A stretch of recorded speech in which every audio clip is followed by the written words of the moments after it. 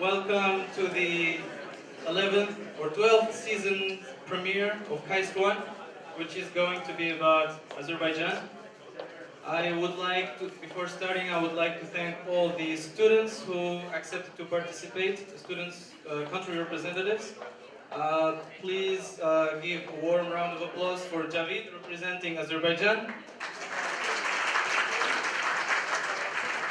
For next event, we have Egypt. Please give a warm round of applause for Ahmed. Please stand up. He's there.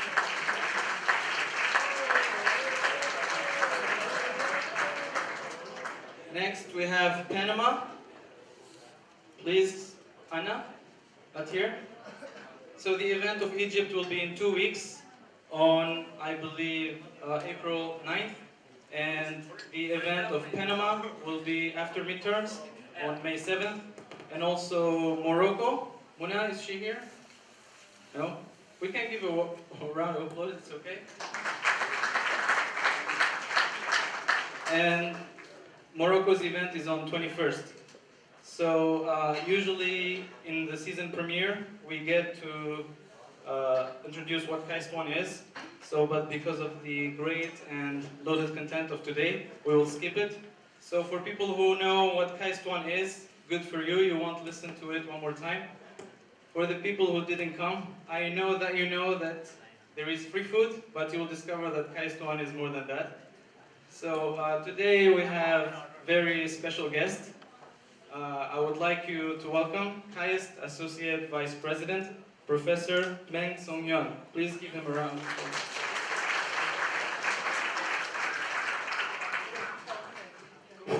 Please welcome him for brief welcoming remarks. Thank you very much. I was appointed as the Associate Vice President for International Office as of March 1st or March 2nd, because March 1st is a holiday. But I only started working full-time from yesterday. Guess what? I had to go through spine surgery, unfortunately. This is my second time to work full-time, and I learned today that KAIST 1 is taking place, and I really wanted to come. So this is my first appearance in an event associated with the International Office. So I've been trying to understand what our office has to do for international colleagues.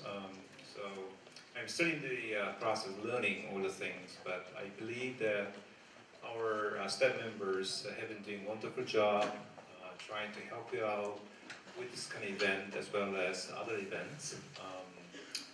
So I'm really grateful to all my staff members, but doesn't mean that we're going to stop here. With the very strong urge from our president of KAIST, we are going to have to work very hard to increase our support for international colleagues and students and scholars, as well as to increase our visibility for the future. So I'm really ready to actually work hard for you guys. One thing that I learned from my studies that this particular event, KAIST 1, has been very successful, as I can see here. Usually we draw about 200 people or more, I heard. And this is really amazing because I think this is totally done by on sort of a voluntary basis, especially the effort, based on the effort of students. And it just really is amazing. Although we also provide the support, financial support, and some spiritual support as well. And I don't know much about the history because I'm fairly new to this job about the KAIST 1, but I think the name means a lot of different things. And first of all, I really like the name KAIST 1. So it's a combination of two words. You know what KAIST stands for, right? Everybody understand what KAIST stands for, right? What about 1? What does 1 stand for? Anybody? Sorry? Overseas Networking Exchange. Yeah, that's right. but I think there are some connotations. As you can imagine, I mean, we really like to become one across maybe different regions, across different departments, nationalities, or ethnic groups, and so forth. But I also think that this is across foreign students and domestic students. And I see some students looking like a Korean, but I only see a few. And I really like to have more Korean or domestic students participating in this very important event in the future, so that we can become one. I think that's really important. And I myself was a international student or foreign student when I was young. And I remember that at that time, it was about 3 or 4 years ago, there is a very big contention or conflict or clash between Taiwanese students and the students from mainland China. It was under communism a long time ago. But I learned, I observed, I was very much impressed that those people from Taiwan and mainland China looked getting along very, very well. They have their own gatherings and group discussions and so forth. I couldn't imagine doing that between South Koreans and North Koreans. I was really impressed, and I asked them, how come this happens? You guys live in very different worlds and under different regimes and different ideology, and how come you guys get along so well? And the answer was that we don't talk about political things. We only talk about our friendships and academic things only. So I think that's very right direction, especially for the students coming from very different backgrounds. So we do have very different cultures and religions and so forth, but we can still become friends, regardless of what sort of backgrounds that we have. And I think what the KAIST-1 stands for. So it was really amazing night, I hope. But I have to miss all the entertainment, the performance today, because of my back.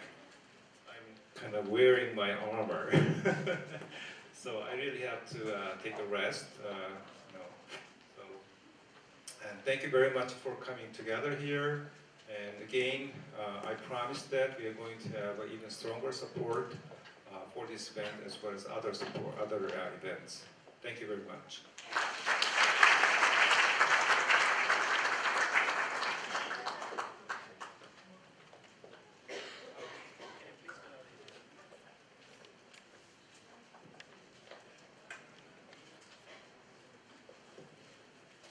Thanks, Mr. Vice President.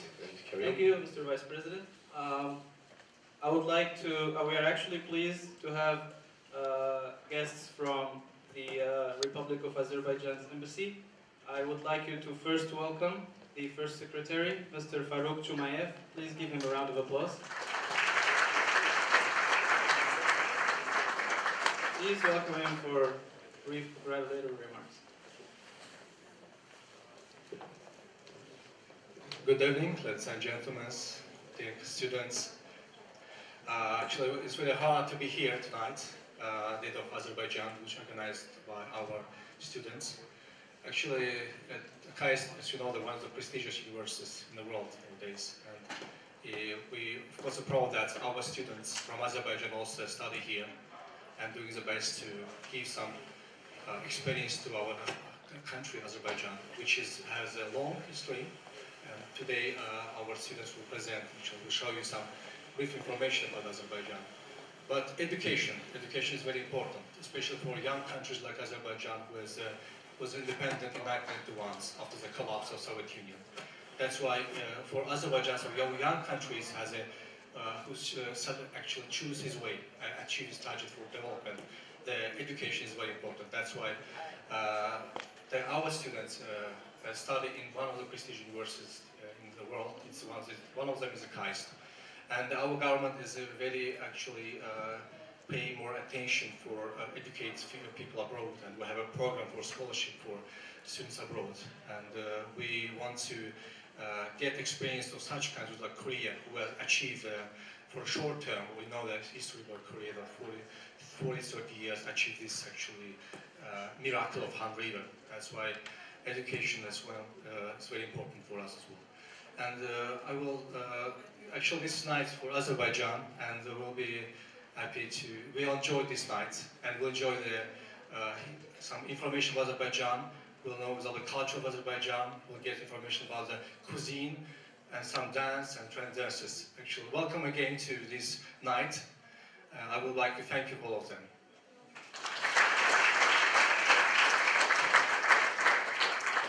Thank you, Mr. Jumayev. I would like also to welcome the Second Secretary, Mr. Sarkan Agakishiev. Please give him a round of applause.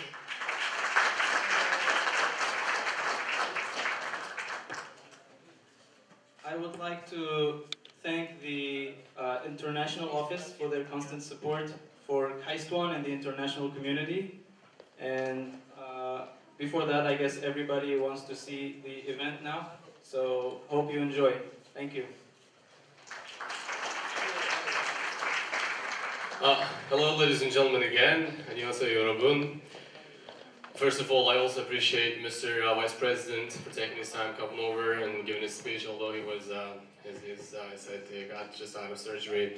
And mainly for making this presentation and making the food that you're going to be helping yourself afterwards. I want to point out our team members, El Taj, please give your warm applause.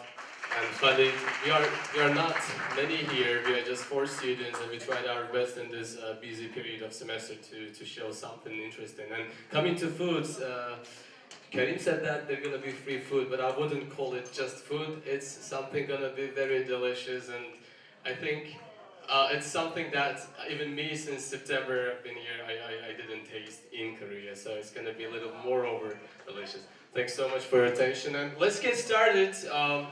To the presentation, if you're ready. Are you ready? Okay. Okay. Can you turn off the lights, please? Are they off? Okay. Great. Okay. Great. So, El Taj, what do you think? Should we start? I would like to know where is exactly which continent. Because some of you don't know. Do we know where is Azerbaijan? Oh, okay. Do you know where Azerbaijan is? Alright, I can give you some hints. Asia, Europe, Africa. Alright, who goes for Asia? Please raise your hands. Okay, I can see pretty many hands here. Nice. Who goes for Europe? Okay, I can see a few hands. Who goes for Africa? Is there some hands? Thank you so much. Thank you so much. Well, the thing is, these 3 options were not enough, because Azerbaijan is located right in the crossroad of Europe and Asia. So it's right in the intersection point of Middle East, Middle Asia, and Eastern Europe. As you can see from the map. Please, next slide. So, about national flag. Excuse me? No. Great, you're so smart, you see. Okay, so look at the flag. The flag consists of 3 colors. The first color is blue color. You see, it represents the origin of Turkic heritage. Some people go for, sometimes confuse the word Turkic with Turkish. Please do not confuse it. Green goes for the Islamic civilization. We'll talk about later. And red. Red goes for modernization and independence of the country and progress. What about the crescent and the star? White, I would like you to tell. Okay, the crescent is also related with Islam, and 8 stars goes for 8 Turkic tribes from the very past, and we'll go for it. We'll go for this information next slides. So about national emblem, you can see the focal point there, the fire symbol. It as you can see, it represents fire, and as for star stands. Could you please help us? For the 8 branches of Turkic people. this is for one of the branches that we are from, and that's Turkey. And let me just highlight it. Turkic is a little different than Turkish. Turkish is included into Turkic. Turkic is a broad term.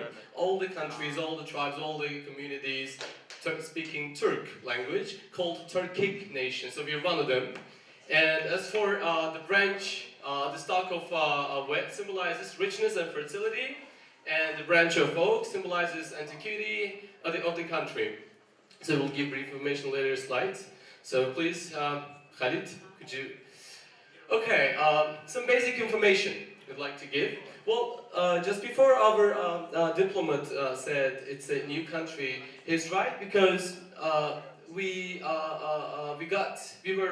were one country of former Soviet 15 unified countries, but it collapsed in 91. We got independent. But the thing is, we were actually we called as Republic of Azerbaijan. We got our independence in 1918, first time, and that was before the Soviet Union. And the thing is, the important thing, if you take a look at here, first democratic republic in the East, Azerbaijan was. And just for your information, about the right for women to vote was first given to Azerbaijan, was first actually happened in Azerbaijan. Just for your information, we put some numbers regarding other countries in case if you would like to know. And first operand is, there are so many firsts, we don't want to take much time with this first. And about population, it's now it's slightly over 10 million. Now it's slightly over 10 million in the Republic of Azerbaijan. In the Republic of Azerbaijan. And it's a presidential republic, and the separation of religion and state. Religion and state, they are separate, they are not together. So basically, women are not required or forced, or it's not mandatory to have hijab or something. It's a secular country. At the same time, majority of society is Muslim. So let's pass the second. Let's get back one slide, please. And if you take a look at the currency, Azerbaijan currency is called manat. Just take a look at the number, and we'll pass to the second slide. Be attentive a little bit. Okay, just be a little attentive, because we're going to be having some questions right in the middle of presentation, so that you would have a chance to get some gifts. So basically, the currency, it's called manat. Again, just for your information, manat is the currency of Turkmenistan, which is located in Middle Asia as well, but they are different by their rate in regards to dollar. So you see, the currency is 1, 5, 10, 20, 50, 100. And you see coins. And about origin and history, Eltaj, could you help me with this origin and history? What can you say about it? We know that we had Albania when it was 700 before century, before Christ, and it was not confused by the Albania right now. It was the Albania, which was an ancient country, and it was the root of the Azerbaijan right now. You can see the name is slightly close, and it differentiates from right now, and it became Azerbaijan time by Albania. Okay, so basically the first country ever built in the region, called Albania, and not to be confused with today's Albania, which is located in Eastern Europe. It called state of Albania before 7th centuries, and later on in 12th century we were together with Seljuk Turks. Again, I told in the beginning, Turkic nation, Turkic origin. And in 15th century, Safavid Empire, that was the time where Azerbaijan reached the largest area in its overall history, where the area was more than 2 million square kilometers, where at the moment it's just 87,000 square kilometers. So it's like so much, there's so big gap. And about Nagorno-Karabakh conflict, I would like to give us brief information about it. As you see, in 1989 and in 1993, 20% of territories of Azerbaijan occupied by Armenia. And the red-colored area is actually right now under occupation of Armenia. And according to the whole ceasefire was established in 1994, and the total refugees from this area is over, you can see, 1 million. And according to the treaties of UN, according to 4 different sections of UN codes, Armenia should leave the territory and should help Azerbaijan to establish its territorial integrity. By the way, I want to have a question. I just want to know if you are following us or not, or if it's boring or not. Should I change the style or something? So, what was the name of Azerbaijani currency? Okay, let's rewind it back. Okay, what was the currency? Please raise your hand. I guess the hand came from Rana. Go ahead. Manat. Rana, you got a gift, but one thing. Our diplomats were a little late, so the gifts will be ready after a few minutes. So at the end, please don't forget to mention. Manat, another question.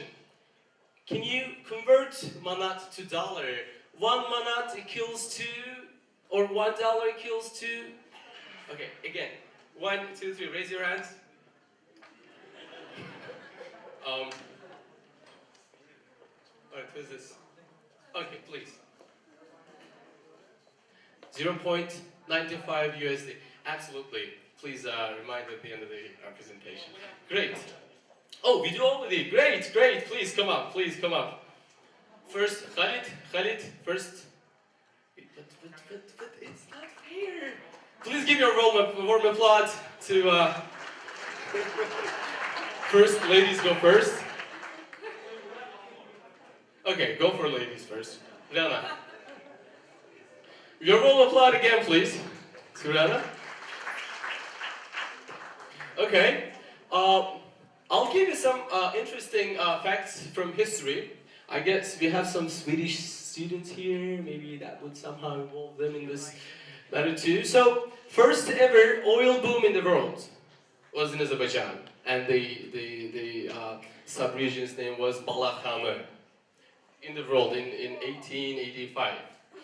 And coming to Nobel's brothers, well, Nobel gave Nobel Prize and everything now, you know, people eager to get it. But do you know how they got actually rich and how they established their first ever project and how they start blossoming their business?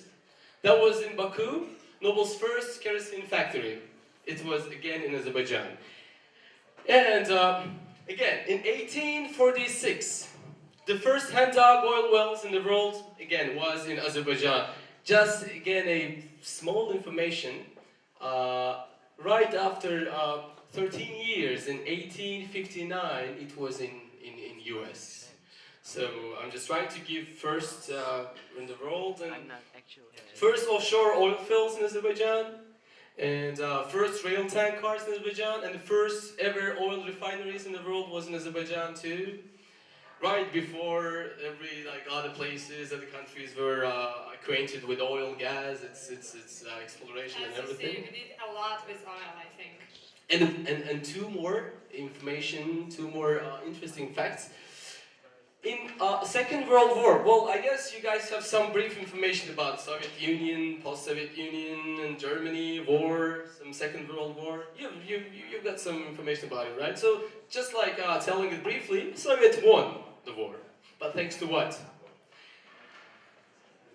Thanks to what? Absolutely. In 19th century, 90% of total Soviet oil production was from Baku, from Azerbaijan. And right at that time, 50% of world's oil production again went for Azerbaijan. Was that interesting or not? Not at all? Okay. All right. Baku, the city of wind. Baku, the name means the city of wind. The name is little Persian originated name, and it means Badukuda. It means the city of wind. And it's the capital of Azerbaijan, and it's the main business and administrative center of the country. Excuse me? Okay. Again, I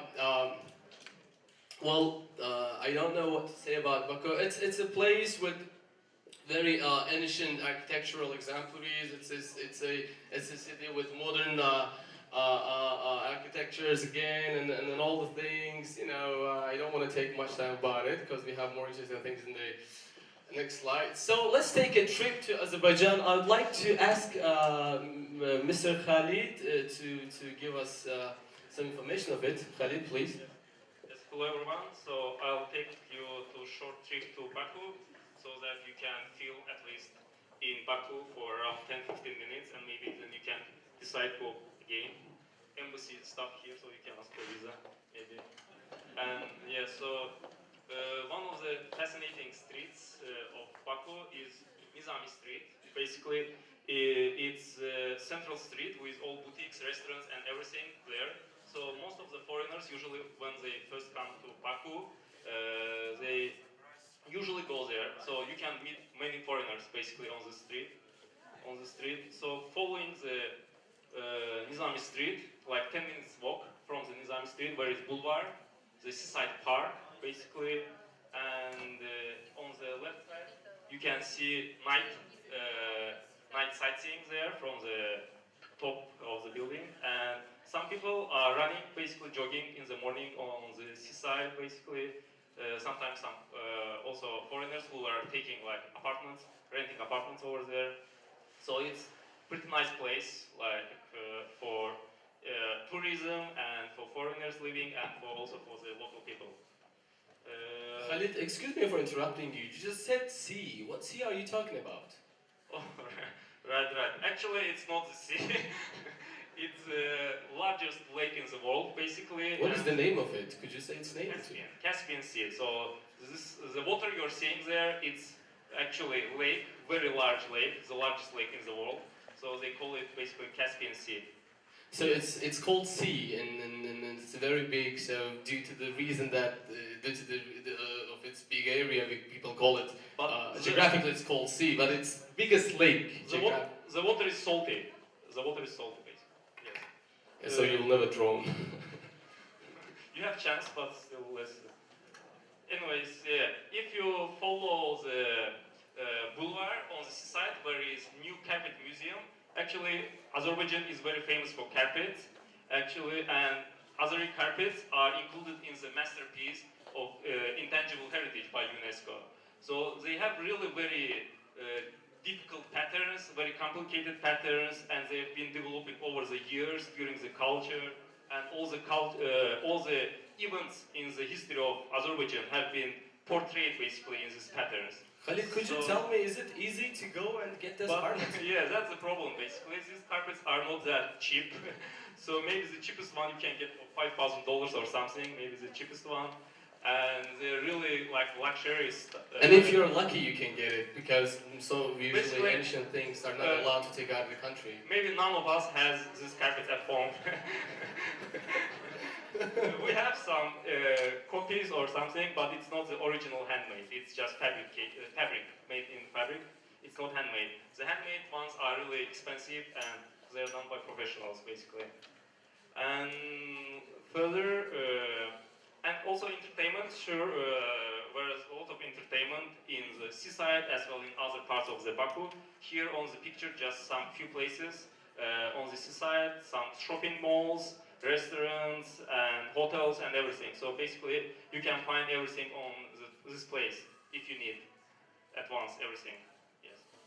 So basically, Boulevard wants to say that Boulevard is mainly a place where people go for walk. You know, mainly foreigners living in Baku, working in Baku, go for walk, and they mainly hang out in usually these areas. And for example, the photo, you see the first photo, the restaurant that you see is very old actually. It's over. And it has old history, this restaurant, and that's why they don't touch it.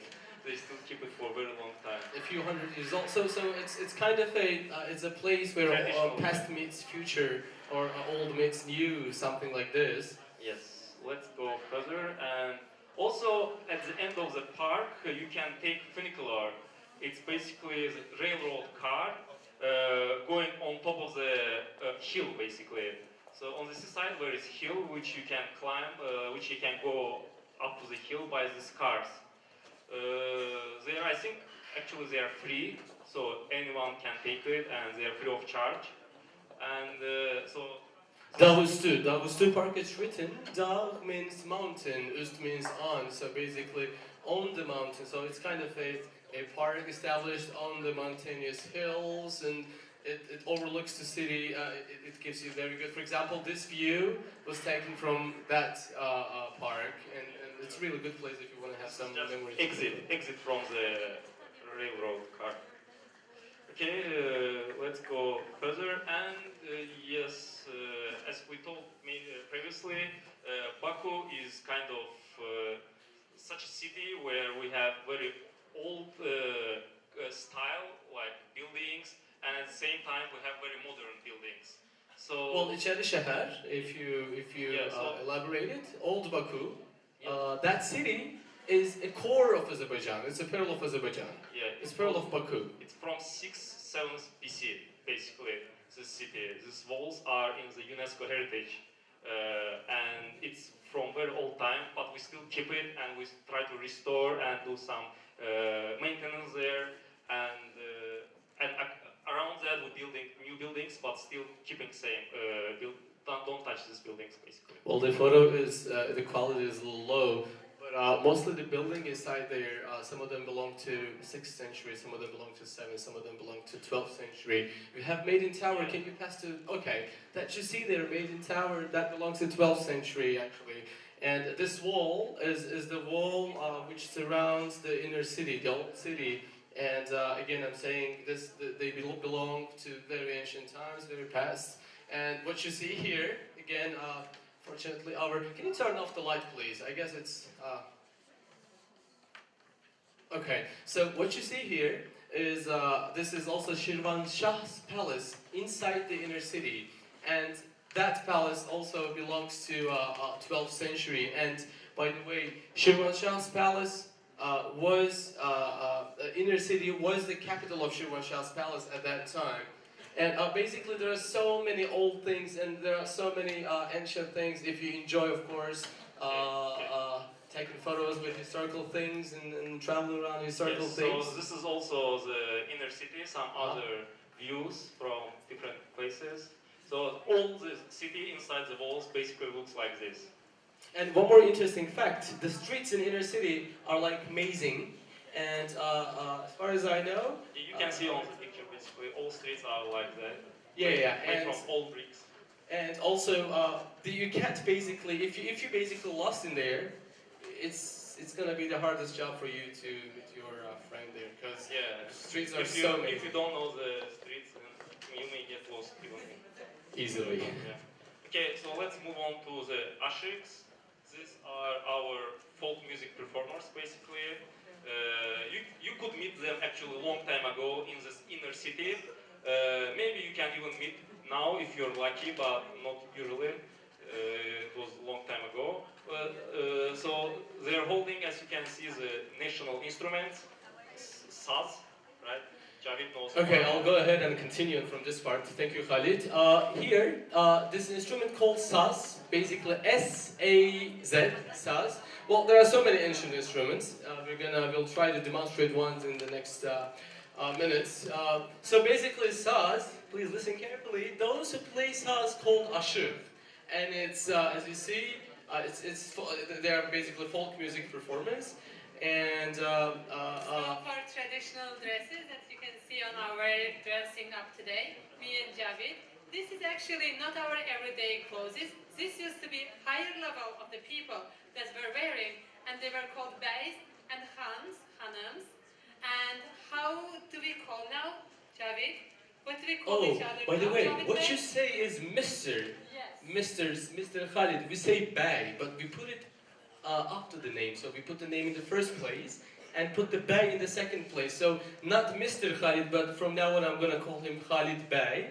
And as for Mrs. or Miss, we don't have a specific Mrs. or Miss. We call it Hanım. And again, we put the name in the first place and put Hanım in the second place, such as Eltaj Hanım. Yes. Thank you, Javid Bey. You're welcome. So, musical instruments, there are so many, okay, we try to put those which are not very familiar with you, which you might never ever seen. So basically saz, like I told before, and it's also, I mean, those instruments go so far, like so back, like I would say a few thousand years back, some of them 1,000, some of them more than 1,000, some of them more than 2,000, and I'm going to show you the oldest one after a while. And zurna again, with musical instrument with a strong high sound. Zurna is usually carved out of African walnut mulberry wood. So this instrument is mainly used for folk songs, folk melodies. And okay, finally, let's see this instrument is called tar, T-A-R, tar. And this is, I would say, the oldest instrument that I know, personally, I know in the history of our musical instruments of Azerbaijan. And it's really old, it's really old. I'm trying to be exact, it's over 3,000 years, but I can't make it exact more than that. So it's also primarily used as a lead instrument in the mugham, so I'll give a brief introduction later on about mugham. Now can we listen to your tar? Oh, do I have tar? Do you have tar? I don't know. I think you do. Okay, that's correct. Could you bring this instrument to me, please? I brought tar with me, this instrument, which is in the photo. Basically, I studied tar a long time ago. I studied it 15 years ago when I was 10 years old kid, and I remember I went to school, but I almost forgot how to play it. But I'll still try to demonstrate some pieces from melodies so that you would at least know how it sounds and what it is played for. And before, can you go back previous slide, please? What we said here mugham, if you see, mugham. Mugham basically is a totally new genre for you, but for us it's very old. Mugham is something that covers all the. It's a little hard for me to go for terminology music now. So basically, anyways, if you are able to perfectly perceive and understand mugham and really like can play it in several instruments, you're perfectly qualified to go for any jazz, rock, pop, whatever genre you want to go for. So, am I performing something? Okay. Yes. Can you please?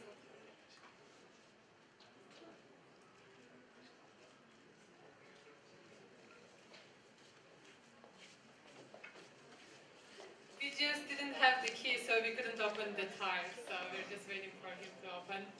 So.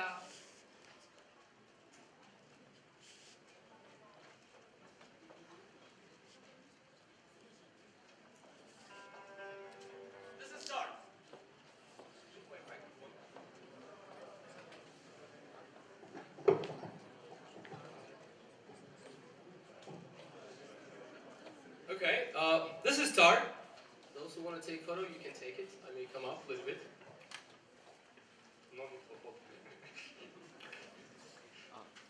Okay, and again, I'm recalling again, this is very old instrument. Specifically this instrument, it's also antique. I was just lucky, it's my personal, I was just lucky bringing it out of country because usually antique things are not allowed to take out of country as a heritage of country. This is around 150 years old, a little slightly lower than that, 140 something years old. So I'm going to be playing mugham now, which is a piece of it. I did it in so many presentations here, so basically so many people attended, they already know what is mugham. So, and then specifically for our Korean guests, we have a small musical gift. So, can I start?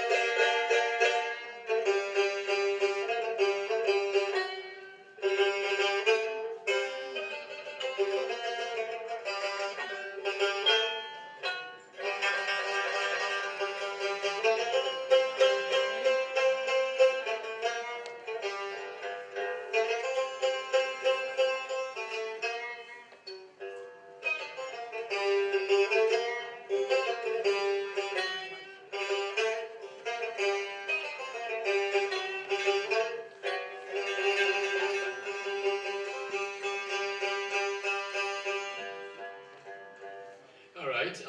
That was just a small piece from Mugham. Although I'm very bad tar player, so bad tar player. And before I get to show a little piece from some Korean folk music, in advance apologize if I make mistakes. I'm gonna make mistakes because I don't know this song very well, but still, I try. The main thing is I try. So, Arirang. This is Korean folk melody. So.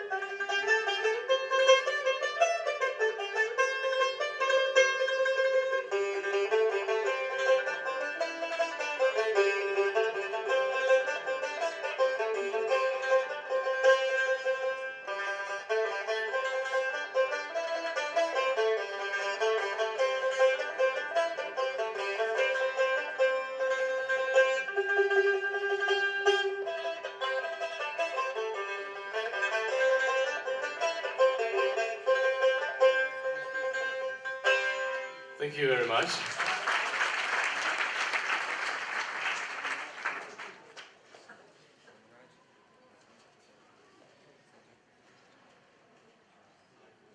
Thank you, Javid, for his performance, and let's continue. So Javid can continue. So, okay, we continue, but the touch should help me this time. Turn off the lights, please, again.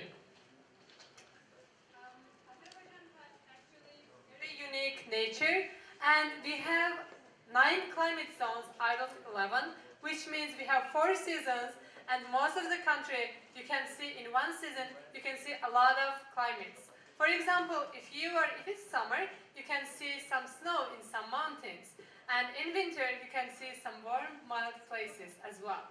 And also, we are very rich in some mineral resources and oil and gas, and some ferrous and non-ferrous metals as well. Before we get to this section, I'd like to ask a question that actually we're going to ask again, but just a question. How did we call our folk song performers? Please raise your hand. This gentleman was first. Can you come here, please? 여기 오시겠어요? I can give you some. Very handsome. All right. 대답하세요. 그쪽 보세요. Folk music performance. 이름이 뭐죠? 아식. Wow, nice. Give me a 5. So, your gift. Your applaud, please.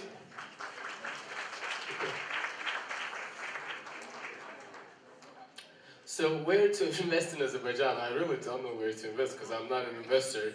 Khalid, what if you collaborate with Eltaj and talk about this part? About investment to Azerbaijan. Yeah, I invested sometime. Okay. But Anyway. on bankruptcy? I'm trying sometimes, so I'm now probing in Azerbaijan market. So if I succeed, I can move on to different markets. Anyway, so food industry, one of the growing industries in Azerbaijan. They're investing a lot since the climate. So since we told that 9 out of 11 climate zones in Azerbaijan. So basically, most of the food available over the world can grow in Azerbaijan. So, and you don't need any maintenance like keeping the temperature or something like that. You can find special location where the temperature is like that. And no greenhouse, naturally. No greenhouse, you just naturally.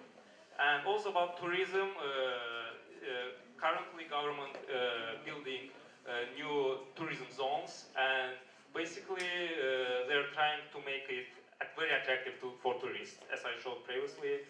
So this is another industry, and also construction, basically construction. So 2 buildings here are currently building, so some foreign companies basically investing in these buildings. They are not built by Azerbaijan government, they are built by foreign companies.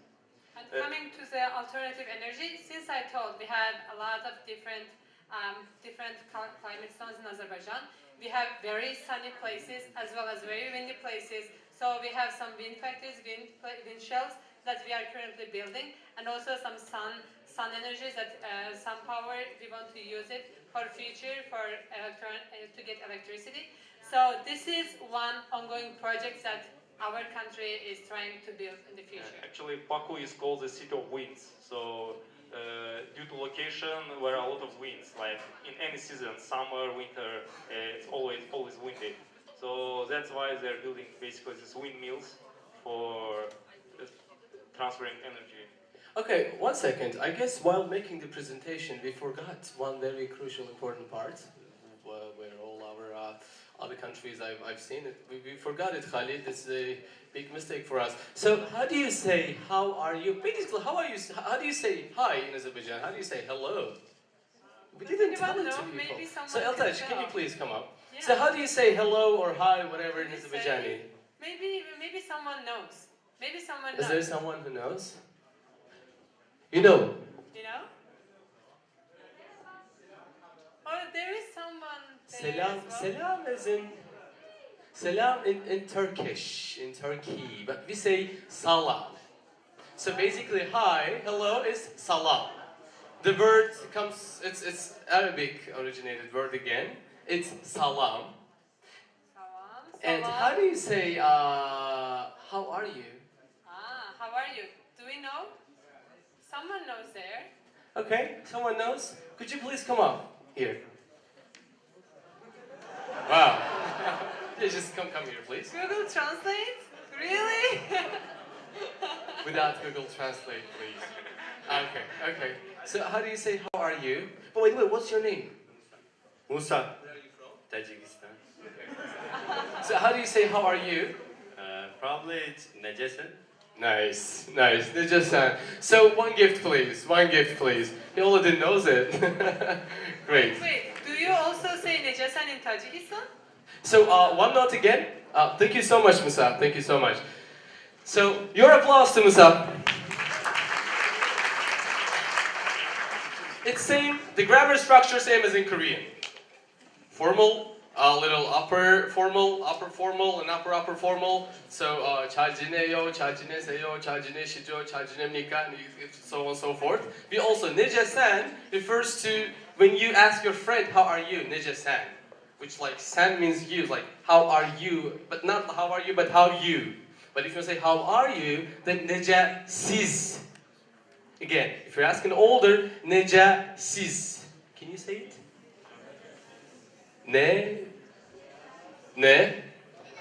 Ja, siz.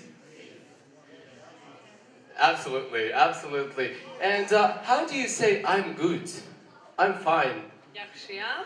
Yakşıyam. Yaxşıyam. So, salam, necesiz, yaxşıyam. Hello, how are you? I'm fine. Was a little awkward, right? Okay, international events in Azerbaijan. Like I said in the beginning, you can go for if you want it to be in Europe, you can say it's Europe. If you want it to be in Asia, you can say it's Asia. So, but in 2012, Eurovision Song Contest was in Baku. Although I'm not a follower of it, and I just got to know about it in 2012. And FIFA's Existing Women's World Championship was in Azerbaijan too. Baku International Jazz Festival, and this year. It's kind of surprising to me too, because I was here, I was so far from all this progress, from all of progress and news. So first European Olympic Games will take part in Azerbaijan after probably 2 months in June. In June, first European Olympic Games will be there, so those who want to watch it, those who want to go there, you can easily enjoy it. You can at the same time travel and enjoy this Olympic Games. So the next slide, please. Song performance. Yes, Again. we have So, our singer Javid. Our singer, our player, everything. Javid will sing a song now. okay, my friends, they asked me basically to sing a song. I'm not a singer. just amateur, you know. But I'll try to. So let's start from first song. We're gonna have 2 songs and 1 dance performance. Okay. 지금 시작하는 거예요? 지금 아닌 것 같아요. 무용 춤췄다고 하는데 어디서? 저쪽 가해? 저기 앞에 가해 같은 거. 근데 사람들 볼 때 시야가 안 가리게.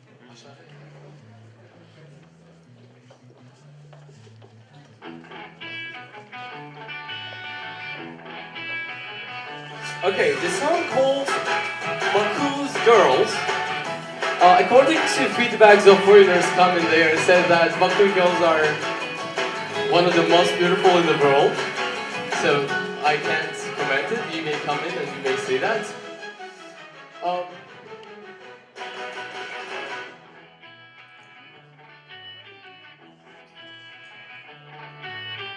Bakın kara gözlü kızları, uluzlu şehrin uluzları, sizlere heyran olur şişenler, yollarda kalır gözleri.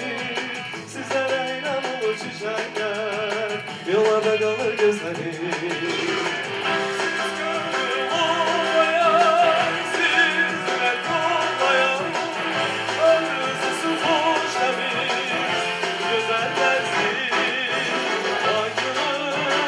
Kara gözlü kızları, şirin sözlü kızları, şirin sözdeki kızları. Bakın kara gözlü kızları, şirin sözlü kızları, şirin sözdeki kızları.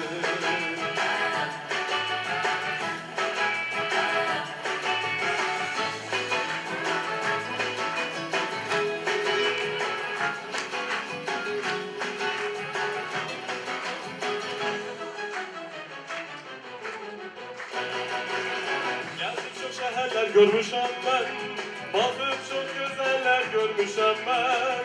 Unutmadım hiç zaman sizleri, benim amaki kızları. Unutmadım hiç zaman sizleri, benim amaki kızları.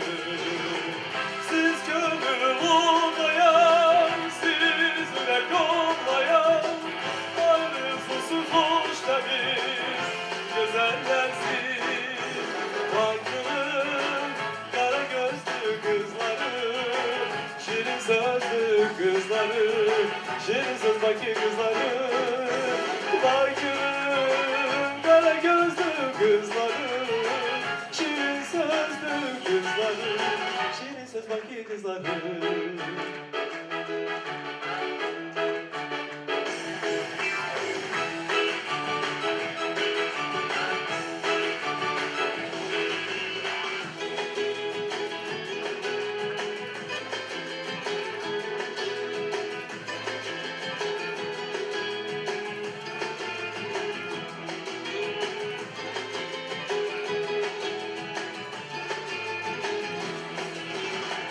Siz gönül olmayan, siz yürek olmayan, arzusu hoş temiz, güzellersiz.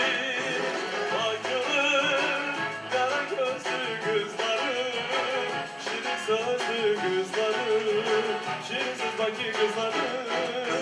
Bakın kara gözlü kızları, şirin sözlü kızları, şirin sözdeki kızları.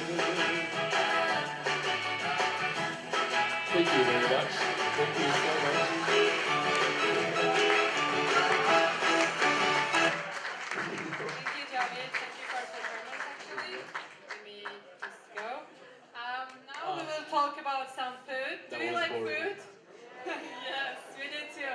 And especially after you didn't have that food for a long, long time, you really love that food. And this is first pilav, as you can see. This is like rice, but it's a little bit different from the rice that we eat in Korea. Because we don't do it like simply rice. We actually cook it with some butter, some addings, some toppings, as you can see from here. And that's raisin. And the thing here, we will actually provide this today. You can taste it, and this is called lule kebab. This is And called this the is lule kebab. Don't Yes. mix it with the kebab you have ever eaten in Korea. The name might be same, but the content is pretty different. It specifically came from Seoul by thanks to our diplomats. They brought it, provided to us. So. It's very delicious. What about skipping cuisine part? I'm so hungry. What are you doing? No. We have more of cuisine right now. Okay. So one of the foods today we are gonna providing you, like I said in the beginning, it's gonna be special. This food, dolma. It's called dolma. Dolma is a food. Basically, what you see here is it's a turn off the lights, please, Khalid. So this is the leaf of grape, and inside there's meat, lamb or beef, it depends on the person, rice, and other ingredients. And I don't want to talk more about it. You may eat that, and you may enjoy it right after the presentation. Oh, delights and sweeties and cookies. Altaj, you go ahead. You talk of it. I can't. I'm very hungry. I'm not gonna look at the hair. Oh, that's baklava. Baklava is one of the main delicates, like one of the sweets that we really love to eat. And this is not confusing with Turkish baklava because our ingredients are different. And there is şekerpare. These are mainly for our spring holiday that we always, whenever we have our spring holiday coming, we have to cook all of these for, and you will always see most of the families having this on the table. And şorbagal, this is not really sweet, but this is mainly a little bit salty, but you can taste it when you come to Azerbaijan. That's why you have to come for at least for food. Oh, black caviar. Anybody knows about black caviar here? No one? Okay. Those from Kazakhstan, they know. Anybody from Europe, do you guys know what is black caviar is? Nothing? Delicious food. Absolutely. Expensive food. What else? Black. You're very smart. So the black caviar is the delicacy of the world food. You can mix all the cuisines of the world. So one important fact about black caviar, it's harvested from Caspian Sea. And just for your information, almost 100 grams of it costs around $1,000 or $2,000. In Korea, Japan, wherever you go around the world, it costs a lot, except Kazakhstan and Russia and other countries which are bounded with Caspian Sea. So about cultural. Okay, Azerbaijani dances are very famous in its own kind, and they are mainly distinguished from others by the rhythm and by the movements of the dancers. They usually dance with higher rhythm, and we don't have much time here, so we would like to go ahead and show you some videos. So basically, while dancing, you can't recognize the movement of foods. Like basically, they're moving in a way that you can't see them. You think that they are staying not on the ground, but they're kind of flying, but basically on a frictionless weather. So today, to be honest, without her, I would never ever have the courage to dance. So thanks to her inspiration, I came up with the idea to dance. So Maryam, you want to say something? First of all, I want to say welcome, 안녕하세요. And I'm really happy to show you a piece of our dance. I hope you can enjoy. And also, what he mentioned about me, I want to mention about him because that's our combined work. So I hope you can enjoy. I hope you can dance along with us also. Thank you. Okay. All right. Before dancing, the dance called Naz Eleme in our language. What does it mean? Don't be capricious. Do not be capricious. So a girl being capricious, a lady being capricious to a man, and the man does his best to get a confirmation from her that she loves her back the way he loves her. She loves him back the way he loves her. So it's kind of a dance. We'll try to. Well, I'll do my best with Maryam to show you. Okay.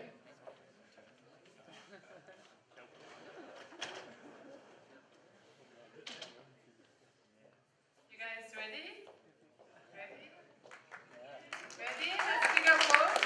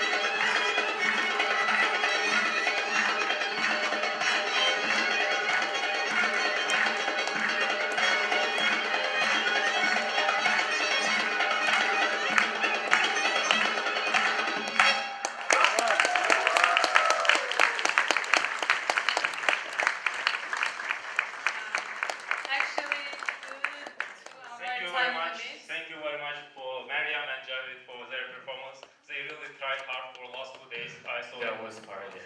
Do you remember this? I told we are mainly providing it, we are mainly putting it on the table as a spring holiday. And what was it called? Do you remember? It was called paklava, and şeker bura and paklava, and it's always on the table. And this thing is grass, wheat. We grow it during the spring holiday, and it grows for like 10 days or something. And it's mainly for the nature coming to the life, that spring comes and there are leaves coming and flourishing, the trees flourishing, and it represents of that.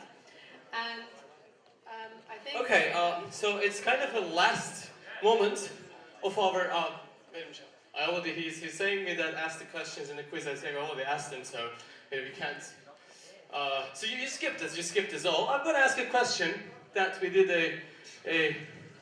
Sorry for that, he has his own questions, he doesn't. Yeah, of course, it gotta be interactive. So, how do you say, how are you in Azerbaijani? Exact Kazakh students, please. You already know that. We are saying, come on, we are all Turkic. So, how do you say, how are you? Please, would you come up? Please give your warm applause again. Now Google Translate. So, your name, your country, and the answer. Zakaria.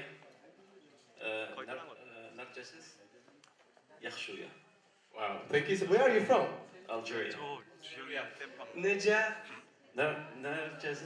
Nejasis, and I'm good? Yaxşuya. Thank you so much. You deserved a very nice gift. Please wait.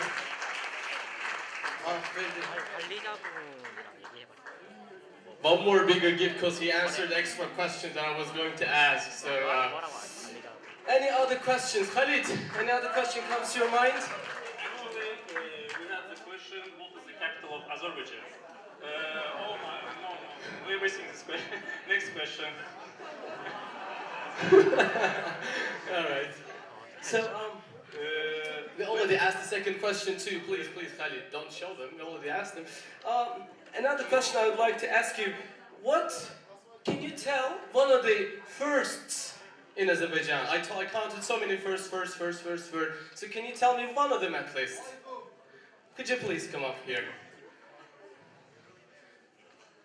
Your warm applause. You're so tired and hungry, I guess, like me. Your name, your country, and the answer, please. Carter, USA, and they had the first hand-dug oil well. Absolutely. And how many years after that you got it? US got it? 12 years after that. So that was 13. You just 1 year, right? No problem. So it's your gift.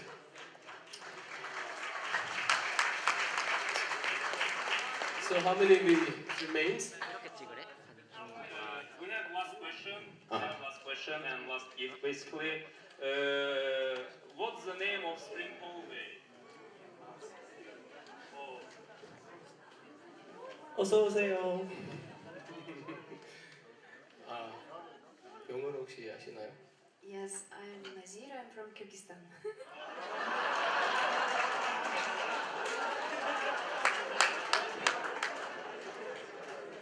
The holiday is Nowruz. Nowruz. Do you have this holiday? Yes.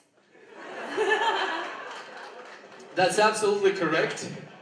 This Nowruz is very common for Turkic nations, including Iran, although it's not Turkic. So thanks for your attention. I hope it wasn't so boring, although we tried our best in this.